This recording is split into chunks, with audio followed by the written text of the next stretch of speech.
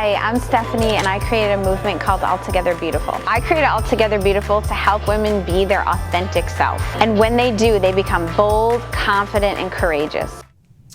Hi everyone, I wanted to come on because I know that we have postponed our Altogether Beautiful conference for 2020, but I also know that I promised that I would continue to share pieces of my story leading up to. So I'm going to continue to do that, and we will definitely keep you posted as things progress to see if we are going to go ahead with our July 11th reschedule date or if we need to postpone it a little bit further. But we are going to get there. We just want to be safe. So stay encouraged on that front. And then we also still have our t-shirts. You can actually go on the website right now and get your shirt. They're $20. They're eco-friendly and they're really good quality. So go ahead and get yourself your shirt so you're ready for the conference when it does happen. But going along, I guess, with the theme of sharing pieces of my story as a way to just set the tone for our conference, I wanted to share two things that I've learned about myself. Is one, that I struggled with faith when things got hard. And not just like I wandered or I wondered, but that I realized that my faith hadn't gone as deep as I had thought or that I had hoped when things got hard. And then second is the idea of resilience. So first, I would say that if we're going to use a biblical story, that the story of Mary and Martha. So I can definitely relate to the idea of being like, Jesus, like, go get them. I'm doing this and they should be doing this and you need to, and sort of like bossing him around. If I'm being honest, it's not one of my, it's not something I'm super proud of, but it is something that I'm aware of, and that surrender and just having a faith that goes beyond my preferences or my ability to rationalize and come up with solutions is something that I have, that I'm working on. So I would say that I'm going to offer two sort of ideas, and you can take them or leave them. The first is this idea called crash theory, and it first came on the scene, or it was brought to people's attention by a pretty famous rabbi who talks about how when you have a belief system, at some point it will crash, right? And there are three, according to this theory, there are three possible outcomes. The first is that you just sort of buckle down, you deny that you are wavering in your faith, and you sort of live a surface, kind of a fake life.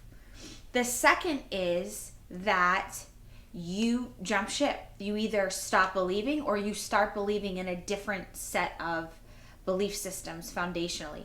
The third is that that crash causes you to reassess your faith in general, why you started believing, and then you retell your story according to your belief system. You're able to see it through a different lens than maybe you had been seeing it thus far.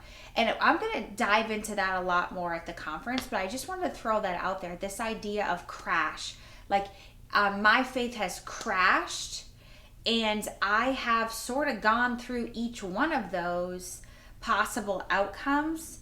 I've sort of dipped my feet into each of those, and my hope is that my landing is the third one, right? But walking out that journey of expecting a crash, expecting that at some point your faith will hit a wall, and that is it's inevitable, and it's just what will we do when that happens. So for me personally, I dip my foot into being surface and fake.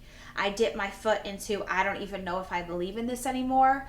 And I would like to believe that I'm on a journey of stepping into the waters of the third one, which is how can I really reinterpret, re-understand my faith and reinterpret my story according to. So the second half of this video, which again I like to keep short, I'm going to talk about the idea of resilience. So right now during this quarantine, the coronavirus and all of these things that can bring up anxiety for all of us, me included. There's this idea of resilience. And I was reading an article this past week that was actually had nothing to do with the coronavirus, but it was about disabled folks. And the author of this article's opinion was that oftentimes folks who are disabled and marginalized often have more coping skills than the rest of us. And so this idea that throughout this time of angst, we see people rising to the occasion because they have coping skills. And so part of my story has been trading in happiness and innocence for coping skills. So for a long time, probably the first 30 years of my life, I wanted to be on this side of that. I wanted to be happy, carefree. I wanted to just hope for the best and have a level of innocence, which is nothing wrong with that. Unfortunately, you don't develop coping skills when you live like that. And so when you do hit a wall or when things do get hard, you don't know what to do and you keep fighting it because you want to go back to living a carefree life. And so one of the a chapter in my story has been being able to trade in happiness and this hope that everything will turn out okay, and not really wanting to think about if things got difficult, what would I do? Staying in that realm, I had to trade that in for resilience, for coping skills, for I will live without fear of the future, and whatever happens, I'm going to trust. I'm going to be okay. And so that is sort of where I'll end it. And like I said, when we are at the conference, I know that you guys are going to have so many stories, especially coming out of this time period. And I'm going to go in deeper into some of these things too. But I just wanted to give you a little glimpse into that. This idea is for myself and often for like my children as well. Of you just want everyone to be happy all the time and you want life to be easy. But unfortunately, when we project that onto our children or we desire that for ourselves, when we hit a wall, when there's a crisis, we have very little coping skills. And there are folks, communities of folks who have been marginalized, who have had to persevere and had to be resilient, who oftentimes do much better in these situations because they're used to it. They've had to be resilient. They've had no other choice. And so we can see that as a gift.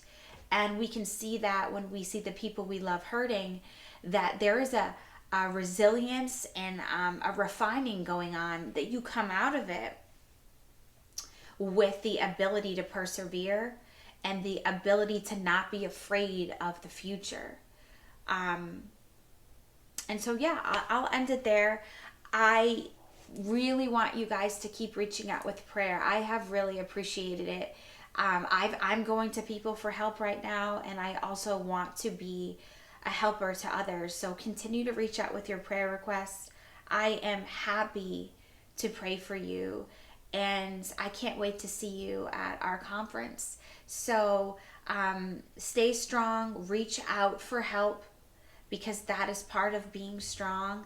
And remember that throughout all of this, you are altogether beautiful. Beautiful, intelligent, and strong.